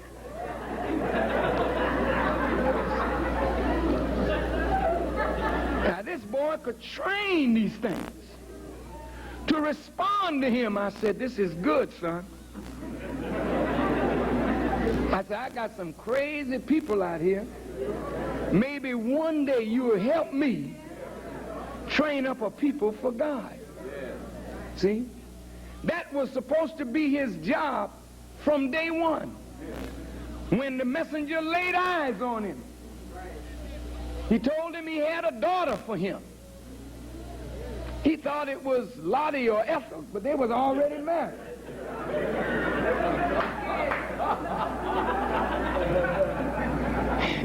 He got scared. Almost scared him straight. But the messenger had a beautiful little daughter, all picked out for him, and told him that he was going to be a minister and that he should walk after his father. Told his brother Louis the same thing. And when I told the messenger about my son here, when he was 10 or 11 years old, how he wanted to kill all the enemies of Muhammad, he smiled. Well, they all grown now. Now the young man is back from being prodigal. I believe he's going to help me in a big way. You know why? I have never been into cocaine. When I was a young boy, I smoked reefer a few times. And the few times that I smoked that stuff, I knew that stuff wasn't for me. I didn't like how silly I was acting with it. And I always like to keep my head on right, you know. Messed me up so bad I didn't remember whether I was singing one or two choruses, you know. So I knew I had to give that thing up. And my mother used to always have a little wine, a little gin, a little rum in her little cabinet, you know. And she would always give my brother and me a little nip, you know. And tell us, boys, I don't want you to get this in the street. I want you to get it right here. So every time she went in the street, I would go there and get it.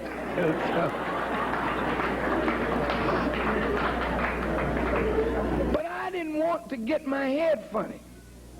I only been drunk. I don't want to tell a lie. I think I was really drunk once. High a few times. But drunk, I was a little boy. And I never will forget the whiskey cost $1.23. And you know, that was a half a pint in those days. And it was cheap stuff. Me and my boys, you know, and we in the alley, you know, down in this half a pint of Lansdowne whiskey. The whiskey was so bad it went out of style. I mean, you can't even find that stuff no more. I drank that stuff and went in the house and run straight to my room because my mother's so sharp. She might smell it, you know. I laid in the bed and the bed went to turning. I sit up, but I was tired, man, so I lay back down in the bed, went to turning. I said, oh, this is terrible. And the stuff started coming up. I started running toward the bathroom, boy, and didn't make it. All over the floor. Mom jumps up, comes out. Naturally, she smelled it. You been drinking? Well, Ma, I was at this party and you gotta lie quick, you know. And they put some stuff in the punch and I didn't know it was spice.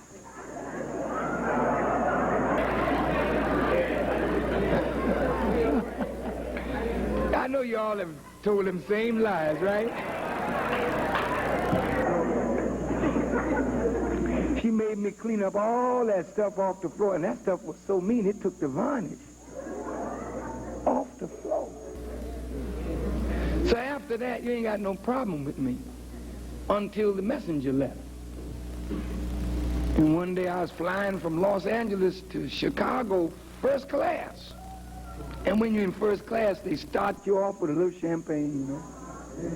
But nobody in first class but me and some white folks. So I said, I wasn't trying to teach nobody then. I was just trying to be a Negro again, you know what I mean? They give me my little shot, you know, and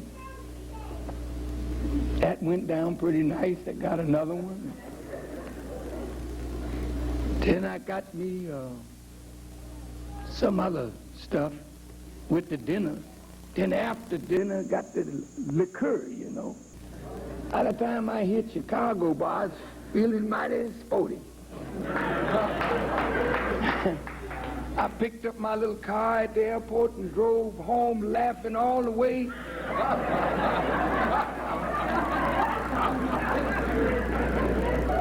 And when I got home, you know what I mean, I laughed to myself. I said, boy, you too crazy. But that's as far as my little escapades went. When I heard the call to get back up, see, I didn't have no reefer to throw down, no cigarettes to throw down. I didn't have none of that because I already was sick of that foolishness. But my son, see, he went a little deeper into that stuff. A lot deeper. So now how can I relate to a brother who knows crack, cocaine, speed, LSD, all this? I can't relate to you on that. You can tell me about it. I can teach you, but I don't know nothing about your life. Not when you get down that deep, but he does. So I can step back and say, come on, son, go on and talk to the people on their level and raise them to your father. And let me teach them and then take them to the messenger. He'll take them on to God. But look, don't you ever feel that somebody's doing you out of something when they come back and start assuming a role with their father. Huh?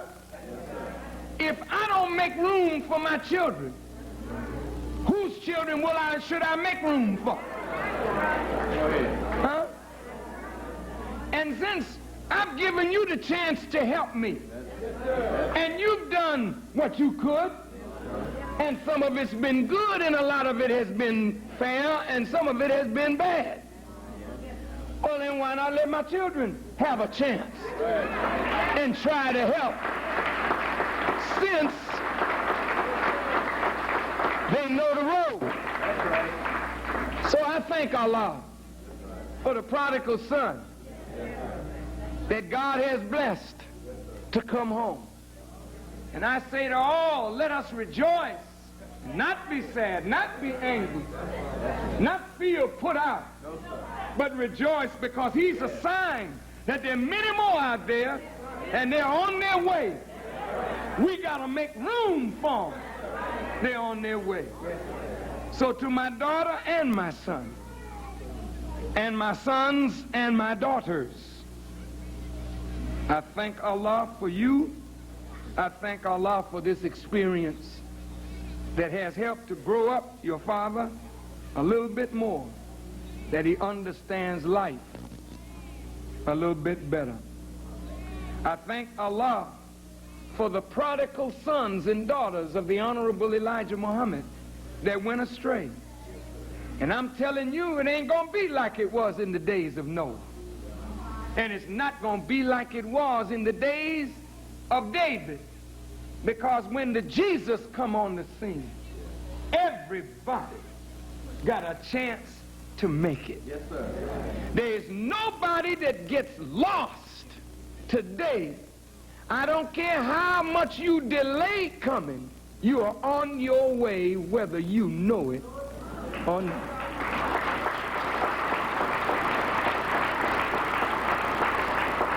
So thank you for listening. Thank you for this beautiful afternoon. I thank Allah over and over again for the Muslims in Washington, D.C., for Brother Minister Aleem and Brother Captain Muhammad and the brothers that my son named, whom I will have holy names for, because they did a work to bring him and 10 others back, some of whom are very brilliant, but their brilliance was being swallowed up in drugs. But they're back now, ready to lead and teach and guide and help others to come up out of that condition. So welcome home, son. Welcome home, daughter. Let's go to work. Assalamu alaikum.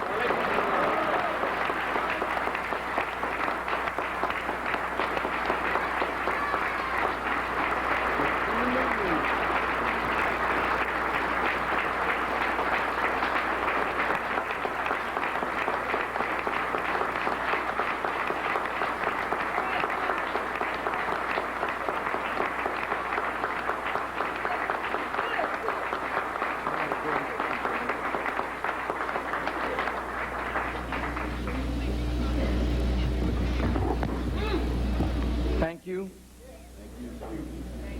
for a wonderful afternoon.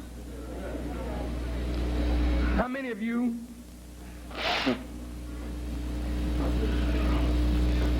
are here today for your first, second, third time? May I see your hands? Your first?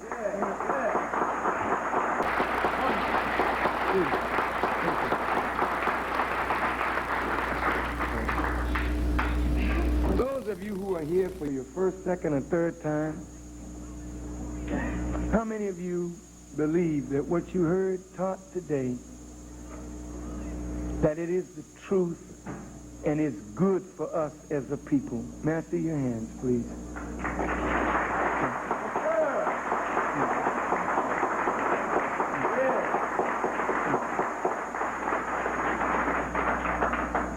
Well, you have done your job, and by God's grace, I've tried to do mine. The best that I could ask of you is to come and hear me for yourself. And you did that today, and I thank you so much. You gave me 2 hours of your time. And the enemy has put out so much propaganda against me that for you to come and hear for yourself, now you know. You're intelligent enough to look at me and listen to me and know whether a man is jiving or whether a man is sincere and telling the truth. You're not crazy. You know that. So you raised your hand and said that it was true, and it is. But this last question I wish to ask has nothing to do with me, but it has everything to do with you and your relationship to Almighty God. A man can tell the truth and another can hear it, but only God can touch the heart and the mind of a listener and cause that person to say, this is what I've been looking for all my life, and I'm going to become a part of this. That's between you and God. So if I may, I would like to ask, how many of you that said it is true at some point during this lecture felt your Creator saying to you and you agreeing with him, this is the truth, this is where I belong, and I'm ready, I want to become a part of this? Are there any of you that are thinking like that? May I see your hands? Raise them up high.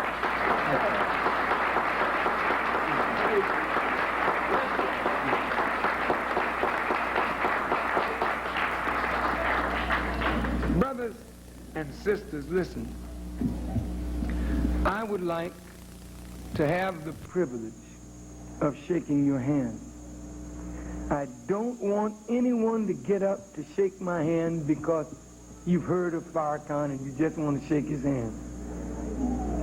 I appreciate it, but the greatest hand that you will ever shake until you shake the hand of God and his apostle is your own hand. That's the hand that's going to deliver you your hand that you got. And my hand is just like your hand. And believe me, brothers and sisters, we have a right to respect each other. But worship belongs only to God. So all those sisters and brothers that want to unite with us and let's go to work and build for our people, I would like to have the privilege of shaking your hand. The symbolism of shaking my hand is that I want to unite you and your hand to the handle of truth. And once you lay hold to truth, you hold on to it. Never let go of truth.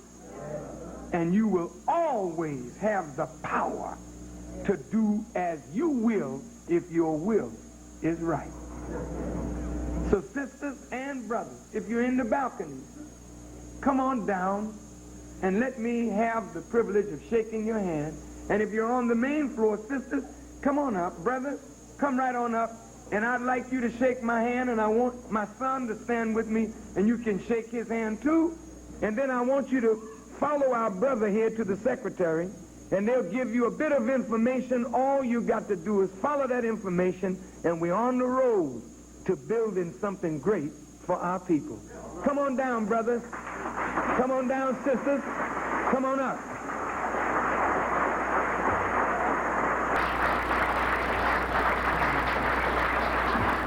Brothers and sisters,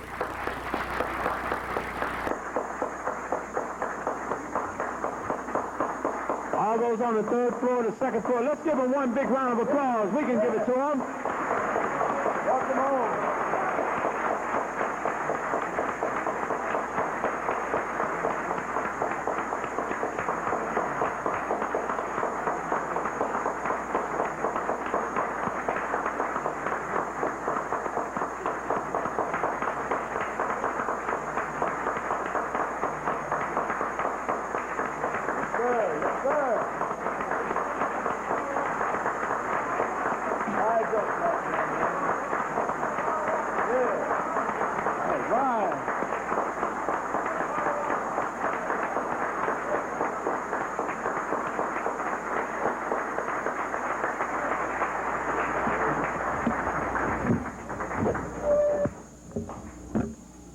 Well, all praise is due to Allah.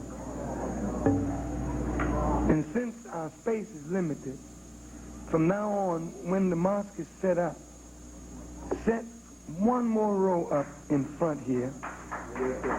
And I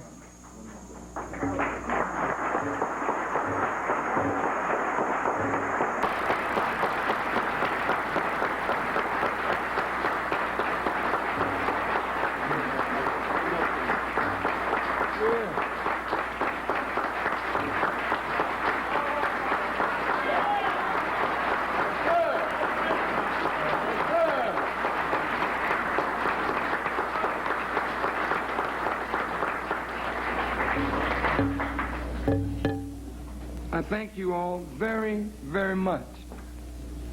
I thank Allah for a beautiful, beautiful afternoon. Betsy Jean, would you come down?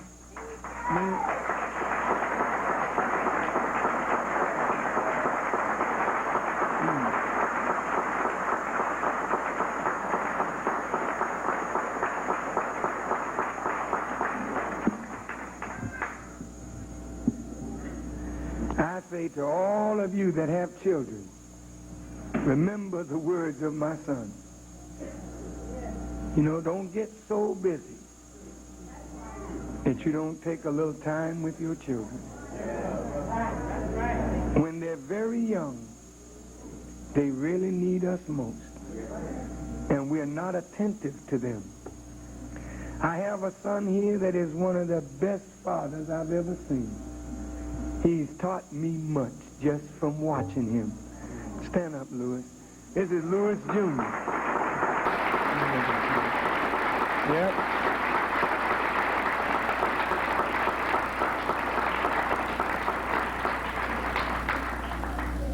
And I'm not just saying that. The young man has taught me by observing him how I should have been. But time makes us better.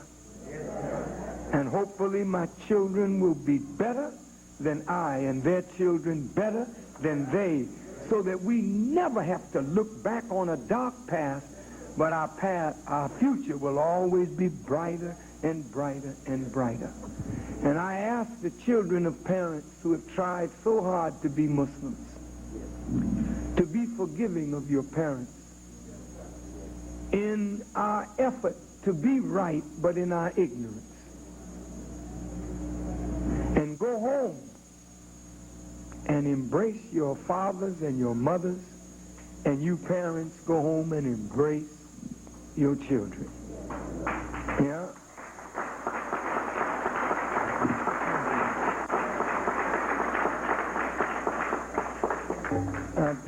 This is my daughter. This is my oldest daughter. Really, she's my sister.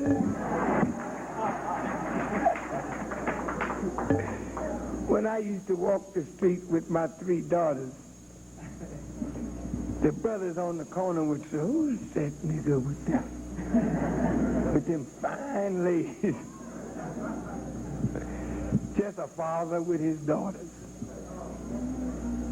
But she's a very soulful woman. And I tell you, when you get to know her, you'll grow to love her. She's very strong. Very strong. And I believe she's going to do very well with your help. This coming Tuesday, a dinner is planned for all of the staff at the National House with Sister Betsy Jean and Sister Captain Amina Rasul will be coming in from New York, and Sister Nettie Muhammad will be coming over from Detroit. And they're going to stay with us till the class Thursday night. Now, Thursday night is the women's class. And I've been visiting that class for the last 2 weeks. Now, I don't take liberties. I only come to that class every once in a while. But what Allah blessed me to teach the class on this past Thursday and the Thursday before, if I may humbly say, I think it's news that women all over the earth should have. And so those of you sisters who were not here, ask for the tape. And it should be marked for women only until we get ready to make it public. Because I think it's something that men need to hear about who this woman is. And if you don't know her, you don't know yourself. But when you find out who she is, you will honor and respect her more, and you will honor and respect yourself more. So you better get that tape. Don't give it to the brothers yet. You take it home and get you one of these Walkman that only can be heard in your ear. Is that a promise? So on Thursday night, all the sisters are invited. and young, in and out. Okay? So if you've been a little prodigal, now's the time to come on home and meet the prodigal daughter. She got something for you. And all those that been at home all the while, don't you stay away. And I feel sorry for you if you get a negative attitude. And I'd like to just warn you, if you turn hypocrite on me, you won't last long. You will not last long. Allah will whoop the hell out of you, because you will have deserved it.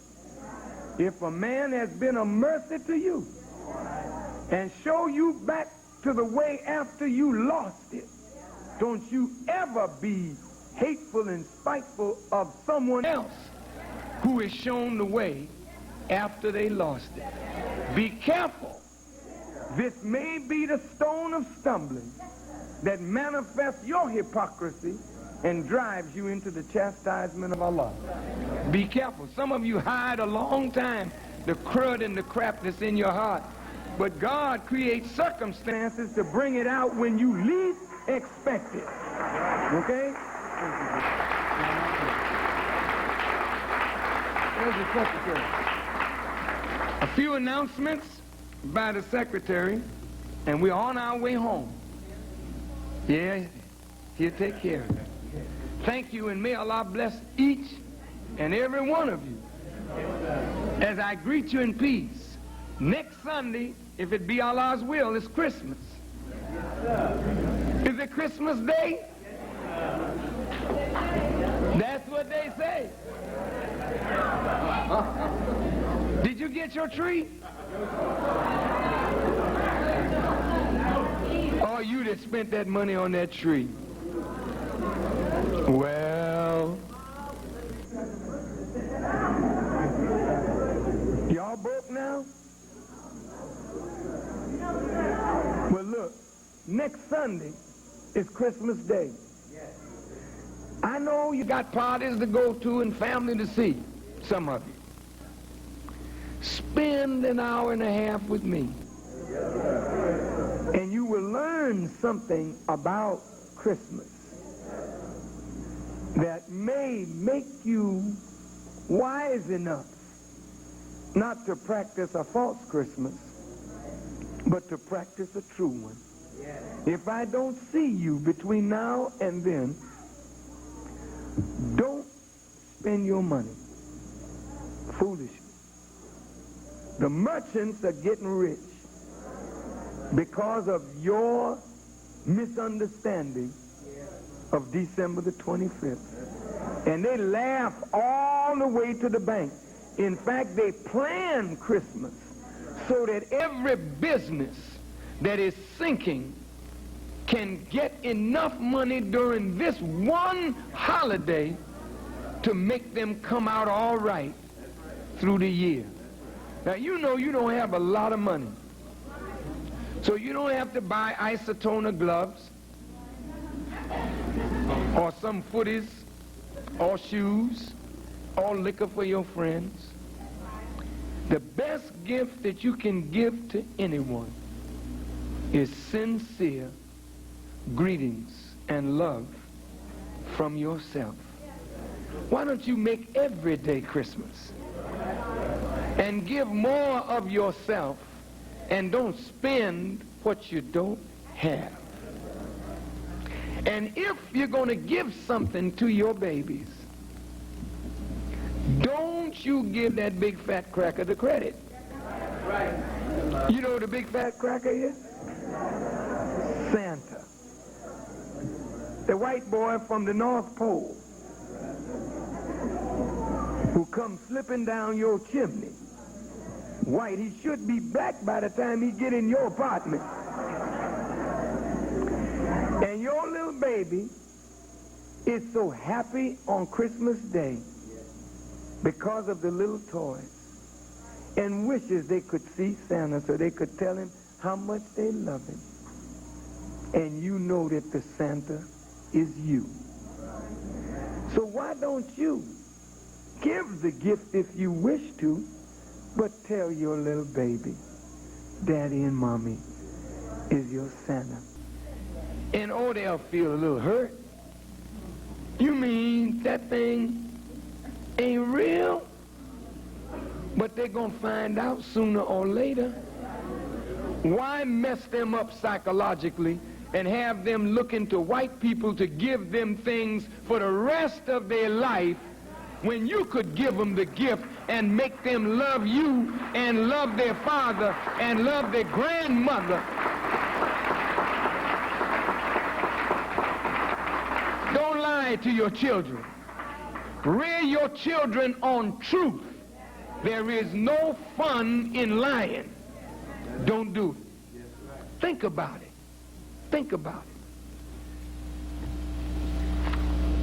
My mother used to give me these little gifts. She would be running all over town, getting the little things and put them under the tree. And the next morning, I would come down, see these little gifts, and my mom would tell me Santa brought them. And he was so tired, I let him sleep a few hours in the bathtub.